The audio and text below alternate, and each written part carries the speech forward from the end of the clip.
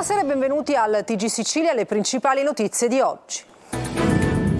Shock al parcheggio di Nesima a Catania, autista AMTS inseguito e minacciato di morte da un uomo armato. La vittima aveva fatto notare all'aggressore che guidava contromano.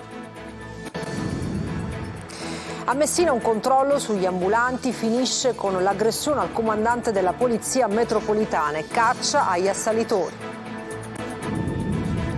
Dentro il blitz a San Berillo Vecchio a Catania, smantellate bancarelle abusive e i bazar improvvisati, oltre 200 gli uomini impiegati, decine le persone identificate. Caldo anomalo in mare come fosse agosto, ma anche forte rischio incendi. Per domani il sindaco di Cefalù ha disposto la chiusura delle scuole proprio a causa delle elevate temperature. Migranti, il trattenimento non è legittimo senza una base giuridica. Italia condannata dalla Corte europea dei diritti dell'uomo per le condizioni di vita e la detenzione di 3 tunisini nell'hotspot di Lampedusa. Catania ha scoperto panificio degli orrori nel quartiere San Cristoforo, dalla droga alle blatte sui banconi. L'attività commerciale veniva utilizzata anche come base operativa per lo spaccio di stupefacenti. Cibo e vino, gli chef stellati di Sicilia arricchiscono con nuove creazioni la fama enogastronomica della nostra regione.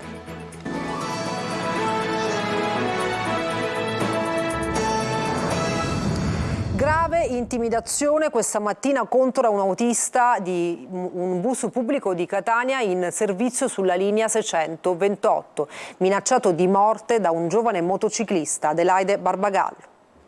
È successo proprio qui al capolinea di Nesime, in questo parcheggio. A Catania un autista del bus della linea 628 rosso dell'AMTS è stato aggredito e minacciato con una pistola. Tutto è cominciato in viale Lorenzo Bolano, quando l'uomo si è visto all'improvviso un motociclista arrivare in controsenso e ha suonato il clacson. Il giovane centauro non ha gradito il rimprovero e lo ha inseguito. Una volta raggiunto al capolinea ha minacciato di morte il guidatore del mezzo pubblico con una pistola in mano e ha esploso un colpo in aria prima di fuggire. Sul posto è intervenuta la polizia avvertita da altri colleghi dell'autista che in stato di shock è stato soccorso al personale del 118, intervenuto con un'ambulanza e poi condotto all'ospedale San Marco. Una storia che ha dell'incredibile, accaduta a un autista modello, dice Giacomo Bellavia, amministratore unico di AMTS. L'azienda si è messa a disposizione degli inquirenti fornendo immagini e testimonianze e si costituirà parte civile. L'autista viene descritto come un uomo mite, un bravo lavoratore. Non è la prima volta che un autista viene aggredito. Ci sembra veramente che Catania sia diventata la nuova Gotham City. Si è oltrepassato ogni limite per quanto riguarda il sistema di sicurezza di questa città e diventa ora un serio problema per quanto riguarda la sicurezza sia degli onesti lavoratori che la mattina si alzano per andare a lavorare, sia per le loro famiglie. È assurdo essere aggrediti soltanto perché si chiede il rispetto delle regole. Solidarietà e vicinanza viene espressa al lavoratore da tutto il mondo sindacale, che richiama l'attenzione su una città in cui episodi di violenza si ripetono in diversi ambiti. E a Messina è ancora caccia all'uomo che ha aggredito brutalmente il comandante della polizia metropolitana durante un controllo sugli ambulanti. Francesco Triolo. E caccia all'uomo a Messina, dove si cercano gli autori del pestaggio avvenuto questa mattina ai danni del commissario Giovanni Giardina, comandante della polizia metropolitana e vicario della polizia municipale, che stava effettuando un controllo nell'ambito dei servizi contro l'ambulantato selvaggio, uno dei tanti che fa ogni giorno con gli uomini della sezione Annona. Oggi però in via La Farina la situazione è degenerata con 2 commercianti ambulanti che hanno aggredito il commissario picchiandolo, probabilmente anche con l'utilizzo di un arnese, e facendolo cadere per terra. I 2 sono immediatamente fuggiti e gli agenti della sezione volanti della polizia, chiamati dalla polizia municipale, sono già sulle tracce dei responsabili. Il commissario Giardina invece è stato trasportato al pronto soccorso dell'ospedale Piemonte in codice giallo. Subito è scattata la solidarietà del sindaco Federico Basile, che ha sottolineato come nessuna giustificazione plausibile di fronte a toni minacciosi ed a reazioni prepotenti che sfociano in veri e propri atti di violenza. Non riesco a comprendere, lo dico non da sindaco, ma lo dico da cittadino, come sia possibile aggredire il comandante della polizia provinciale che sta facendo il suo lavoro per controllare che cosa è il rispetto delle leggi. Basile ha manifestato a nome suo e dell'amministrazione l'apprezzamento al comandante Giardina per il lavoro svolto, elogiandolo per la straordinaria dedizione e l'elevata capacità, per la massima disponibilità e l'encomiabile impegno speso sul territorio, dando esempio di professionalità, spirito di abnegazione, serietà e senso del dovere. Solidarietà anche dalla CISL Messina, che ha sottolineato come Giardina si sia sempre distinto per la sua battaglia per la legalità, insieme a tutti gli uomini della Polizia Municipale che ogni giorno lavorano in strada. Siamo certi che questo episodio non sarà un deterrente nella sua attività quotidiana volta al rispetto della legge e delle normative, ha detto il segretario generale Antonina Librandi. A Catania operazione interforze con l'impiego di oltre 200 uomini, perquisizioni, sgomberi e demolizioni contro l'illegalità e l'abusivismo a San Berillo Vecchio. Sul posto anche il sindaco Trantino. Vediamo. L'hanno ribattezzata operazione ad alto impatto per sottolineare la finalità dell'azione: liberare San Berillo Vecchio dall'illegalità diffusa e dall'abusivismo. Centinaia di uomini delle forze dell'ordine ed operai della nettezza urbana hanno prima circondato e poi sgomberato le vie Buda, Carro, Pistone e delle Finanze, accampamenti abusivi con rifiuti di ogni genere, servizi igienici all'aria aperta, cucite strada, animali, tendoboli e bazzari improvvisati dove spaccio di droga e prostituzione sono all'ordine del giorno. Decine le persone identificate e numerose le perquisizioni effettuate tra le viuzze dello storico quartiere. Sul posto di buon mattino anche il sindaco Trantino, che ha seguito in prima persona tutte le fasi dello sbaraccamento. Questo è solo l'inizio, desidererei che si proseguisse e peraltro faccio anche presente che ci troviamo in un punto nevralgico in questo momento, via Carro fra via delle Finanze, via Buda e via Reggio e via Pistone. Tutta questa zona, tutto questo pentagono sarà interessato da interventi di riqualificazione che spero partano a breve nell'ambito dei piani integrati. Ripristino della legalità ed operazione Decoro, che da tempo sollecitava il comitato residenti di Corso Sicilia. C'è stato un evidente cambio di passo rispetto all'amministrazione precedente. Noi siamo quindi col sindaco ma anche con tutti gli altri amministratori che dimostreranno la buona volontà di fare qualcosa per la City catanese. L'intervento rientra nell'ambito delle direttive del Ministero dell'Interno e sulla base di strategie di intervento condivise dal Comitato per l'Ordine e la Sicurezza Pubblica. E proprio ieri si era tenuta una seduta del Consiglio Comunale sul tema della sicurezza, dove lo stesso Trantino aveva annunciato di essere sulla strada giusta. Il blitz di oggi è la conferma. Avete interrogativi, proposte, anche proteste da far arrivare all'amministrazione di Catania? Da domani e ogni venerdì Sicilia 24 Focus su Telecolor ospiterà in diretta il sindaco di Catania Trantino, che ringraziamo per la sua disponibilità. Inviate le vostre domande alla nostra mail sicilia24focus@telecolor. Trantino vi risponderà. Primo incontro a Sicilia 24 Focus su Telecolor domani alle 14:30 in appuntamento con il sindaco. E una notizia dell'ultima ora, ancora un morto sul lavoro. Un operaio di 50 anni è caduto giù da un'impalcatura in un cantiere in via Ugo La Malfa a Palermo ed è morto. Sono intervenuti i vigili del fuoco, i sanitari del 118 e gli agenti di polizia. Secondo una prima ricostruzione, un braccio meccanico ha colpito l'operaio che sarebbe caduto giù dall'impalcatura.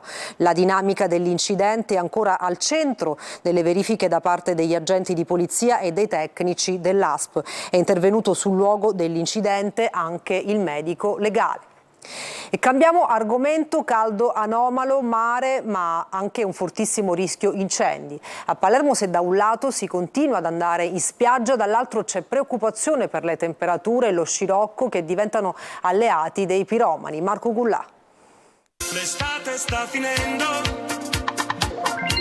L'estate sta finendo? Ma che? Guardando queste immagini che arrivano da Mondello non sembra proprio. 19 ottobre, oltre 35 gradi. Segno di cambiamento climatico, l'estate che si allunga ed eclissa l'autunno. Così molti, tra turisti e cittadini, oggi ne hanno approfittato. Come se fosse una giornata di luglio a agosto, gente in spiaggia, gente che fa il bagno, lo vedete ovviamente anche dalle immagini, la spiaggia di Mondello oggi è affollatissima, oltre 35 gradi e molti ne approfittano appunto per una tintarella a oltranza. Siamo contenti che c'è questo bel tempo, possiamo godere ancora del mare, però insomma non è che fa bene all'agricoltura. Sembra il 15 luglio, e ne approfittiamo per goderci queste ultime giornate di sole.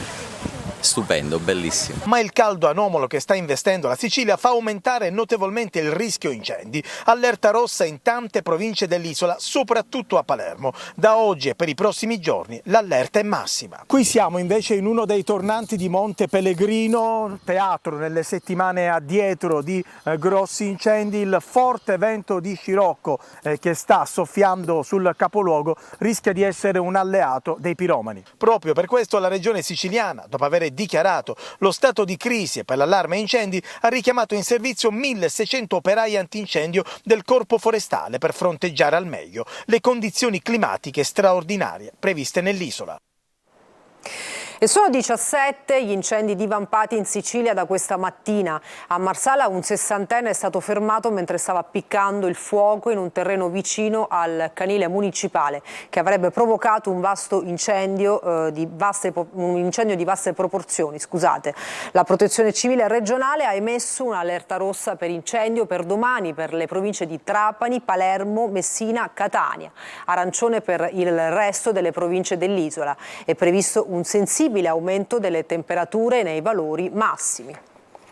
Il GUP di Siracusa, accogliendo la richiesta della Procura, ha disposto l'archiviazione del procedimento per omicidio colposo a carico del legale rappresentante di AstraZeneca Lorenzo Wittum per il decesso di Stefano Paternò, il sottufficiale della Marina Militare di Augusta, morto a Misterbianco il 9 marzo del 2021, 12 ore dopo la somministrazione del vaccino anti-Covid. Il decesso è ascrivibile, si legge nel provvedimento, alla risposta individuale al vaccino indotto da uno stato di sensibilizzazione al SARS-CoV-2 contratto in via asintomatica. L'Italia dovrà risarcire 3 migranti trattenuti nel centro di accoglienza di Lampedusa, lo ha deciso la Corte europea dei diritti umani, stabilendo che il trattenimento non è legittimo senza una base giuridica.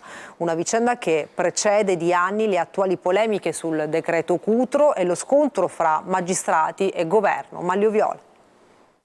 Trattenere i migranti nei centri di accoglienza senza un ragionevole motivo non è consentito dalle norme europee e soprattutto dai trattati sui diritti umani. La Corte europea dei diritti dell'uomo ha condannato l'Italia per le condizioni di vita e la detenzione di 3 migranti tunisini nell'hotspot di Lampedusa tra il 2017 e il 2019. In 3 sentenze distinte fra loro, la CEDU afferma che i migranti sono stati sottoposti a un trattamento disumano e degradante a causa delle condizioni di vita nell'hotspot di Lampedusa.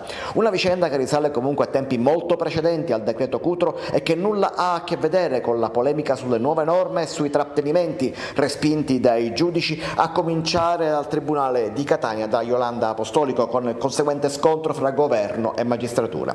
I 3 migranti in questione, ben 5 anni fa, sarebbero stati arbitrariamente privati della loro libertà perché trattenuti nell'hotspot senza una base giuridica chiara e accessibile e in assenza di un provvedimento motivato che ne disponesse la detenzione. Nella sentenza i giudici di Strasburgo evidenziano che i 3 migranti sono stati tenuti nell'hotspot per periodi che vanno dai 17 giorni fino a oltre 2 mesi, anche se il posto era sovraffollato, le condizioni igieniche erano carenti e mancavano i letti. Uno dei migranti è rimasto nel centro anche dopo lo scoppio di un incendio. La Corte ha stabilito che l'Italia dovrà versare a ciascun migrante, di cui non rivela comunque l'identità, 5.000 euro per i danni non pecuniari e altri 4.000 per le spese legali. Reggono solo in parte in Cassazione le accuse contro l'ex presidente della sezione misure di prevenzione di Palermo, Silvana Saguto, sotto processo per corruzione, falso e abuso di ufficio. Alcuni capi di imputazione contestati alla giudice hanno retto, per altri la Corte ha disposto un annullamento senza rinvio, per altri ancora un annullamento con rinvio alla Corte d'Appello di Caltanissetta, che dovrà rideterminare la pena. In secondo grado la magistrata aveva avuto 8 anni e 10 mesi. A Catania ha scoperto un panificio degli orrori a San Cristoforo che veniva utilizzato anche come base operativa per lo spaccio di stupefacenti. Arrestati il titolare e un dipendente. Tonino De Mano.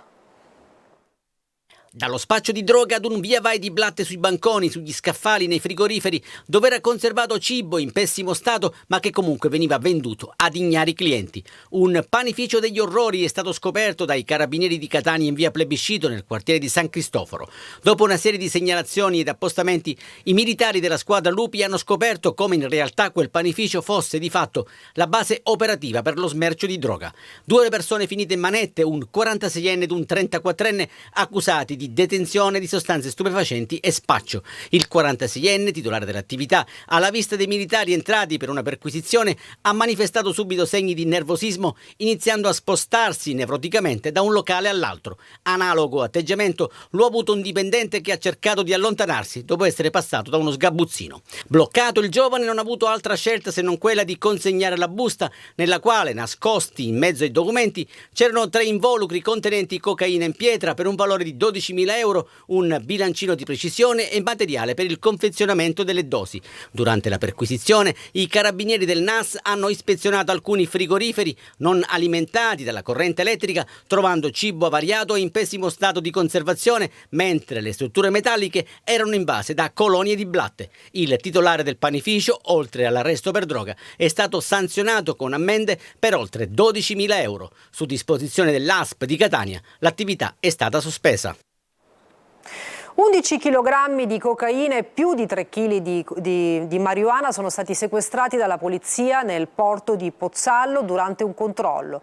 La droga, che secondo stime degli investigatori sulle piazze di spaccio avrebbe consentito introiti illeciti per la criminalità per circa 1,5 milioni di euro, era in 2 borsoni nel cofano di un'auto di grossa cilindrata che stava per essere imbarcata su un catamarano diretto a Malta.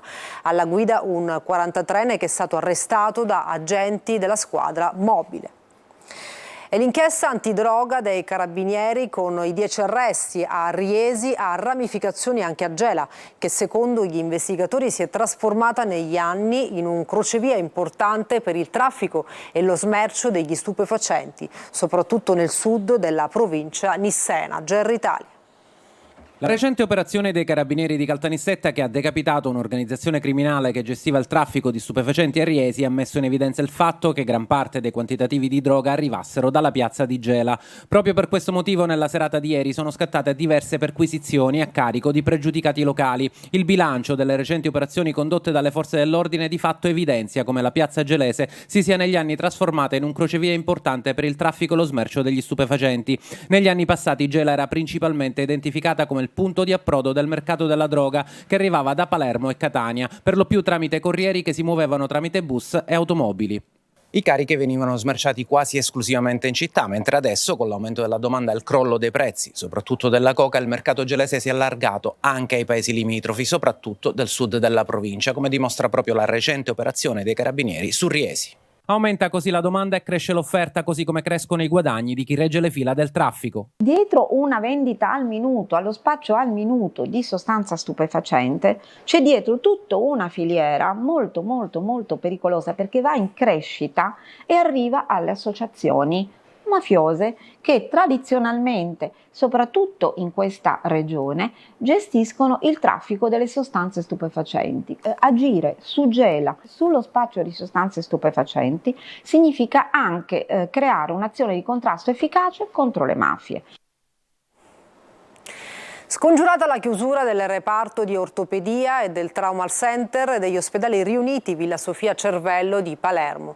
La soluzione è stata trovata oggi al termine della riunione che si è svolta nella sede dell'assessorato regionale alla salute. Il piano dell'assessorato prevede che a Villa Sofia siano provvisoriamente assegnati 5 nuovi medici, di cui 4 provenienti dall'ASP e 1 dal Policlinico di Palermo. E adesso l'emergenza abitativa a Catania. Ai nostri microfoni 5 famiglie che vivono senza acqua né luce da 8 anni nello stabile che hanno occupato. Oggi il presidio che chiedeva una casa popolare. Giusy Lazzaro.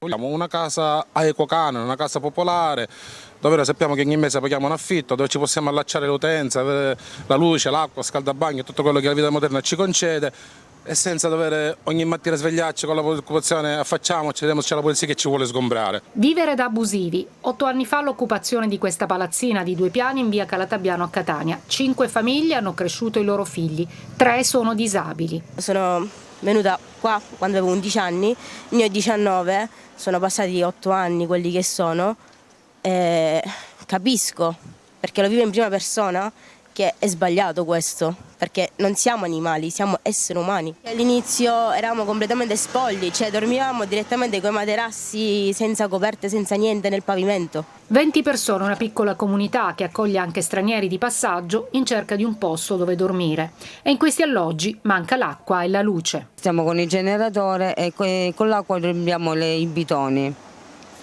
E non si può vivere in questa maniera, perché sempre sei con quella preoccupazione che oggi e domani ci possono buttare fuori e i miei figli dormirebbero per strada.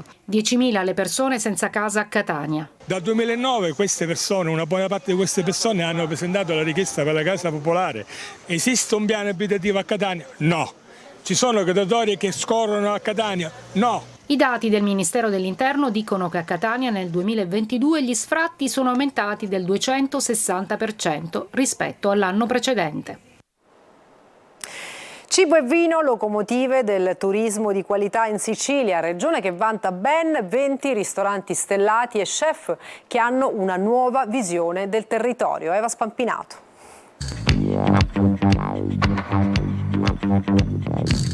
Giovani ambiziosi con anni di gavetta alle spalle e adesso pronti a diventare uno dei motori del turismo di qualità in Sicilia. Castagni e tartufo bianco, si dice che in Sicilia è sempre estate, ma anche in Sicilia arriva l'autunno. Parliamo di un cappuccino rivisitato, in Sicilia si usa tanto il couscous, ecco l'abbiamo messo con un'acqua di caffè e il tartufo bianco, che viene grattugiato al momento. Sono gli chef stellati siciliani, protagonisti di un movimento che si può definire nuova cucina siciliana, che piace ai gourmet di tutto il mondo e anche alla critica gastronomica.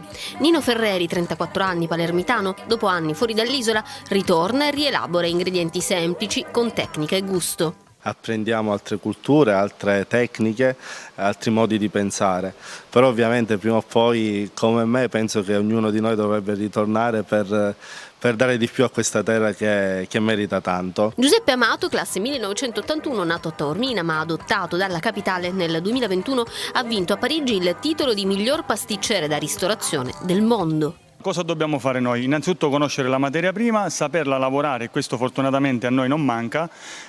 Contestualmente il cliente si innamora anche del buon saper fare. La nostra regione conta 20 ristoranti a cui la guida Michelin ha assegnato 1 o 2 stelle. Si muove più il territorio, nel senso che per quanto mi riguarda nel mio piccolo, a Bagheria, siamo in provincia di Palermo, ha portato nuova linfa, nuovi visitatori, nuove tipologie di turisti che scelgono più il nostro comune per una meta gastronomica. Cibo e vino diventano locomotive del turismo di qualità in un viaggio esperienziale tra cultura, territorio e benessere.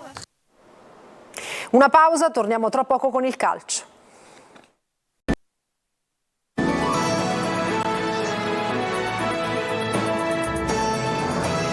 Bentornati al TG Sicilia, adesso il calcio, è già vigilia della 9ª giornata di campionato in Serie C. Domani sera sarà il Messina a scendere in campo in trasferta col Picerno. Il Catania giocherà domenica, ma è solo l'inizio di un tour de force impegnativo per entrambe le siciliane. Francesco Triolo. Un mese tosto per la Serie C tra campionato, coppa, anticipi e turni infrasettimanali, ancora di più per Catania e Messina che dovranno anche recuperare le gare rispettivamente con Brindisi e Taranto. Per i peloritani è già tempo di vigilia, visto che domani sera a calcio ad inizio alle 20:45 saranno di scena al Donato Curcia per sfidare il Picerno, una trasferta insidiosa per gli uomini di Giacomo Modica che vogliono dare continuità alla vittoria ottenuta contro il Giuliano. Il tecnico giallorosso non potrà contare sugli infortunati Firenze e Lia e sullo squalificato Pacciardi, assenze pesanti che dovranno essere colmate. Ferrara al centro della difesa, Polito terzino e il trio Scafetta, Franco, Frisenna dovrebbero essere le alternative più plausibili. La rotazione è obbligo, insomma, non ci giriamo tanto per le lunghe, è chiaro che un assetto ce l'abbiamo, un condizioni accettabili ce l'abbiamo, ma certamente non è dettata da quello che è l'ultimo mese che abbiamo lavorato poco. In arrivo una fitta serie di impegni ravvicinati anche per il Catania, che domenica aprirà il Tour de Force contro il Taranto al Massimino. Mercoledì il primo match infrasettimanale a Teramo con il Monterosi, quindi 3 giorni più tardi, domenica 29 alle 16:15, si torna al Massimino per ospitare l'Avellino. Quindi si attende l'ufficialità del recupero contro il Brindisi, che dovrebbe essere il 1° novembre. In totale dovrebbero essere 7 le partite in 22 giorni da disputare per la squadra di Tabbiani, nel momento forse più delicato e con un allenatore che è atteso alla risposta del campo dopo l'analisi interna sul rendimento della squadra in questo avvio di torneo. Non a caso sono già circolati diversi nomi di possibili sostituti e la partita col Taranto, da tempo una sfida che va oltre il campo da gioco, è una di quelle che oggi non si possono sbagliare. E per stasera ci fermiamo, grazie per averci seguito e buona serata.